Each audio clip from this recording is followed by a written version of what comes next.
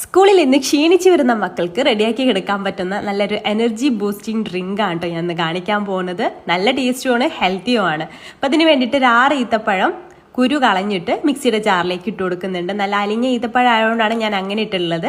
അപ്പോൾ നിങ്ങൾക്ക് ഹാർഡായിട്ടുള്ള ഈത്തപ്പഴമാണെങ്കിൽ വെള്ളത്തിൽ സോക്ക് ചെയ്തിട്ട് ഇട്ട് കൊടുക്കാം കേട്ടോ.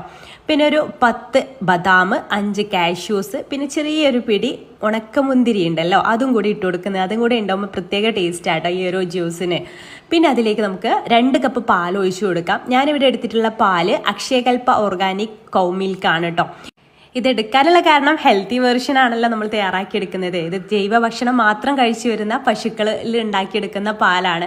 ഇത് നമുക്ക് പാക്കറ്റിൽ ഇതുപോലെ ആമസോണിൽ വാങ്ങിക്കാൻ കിട്ടും.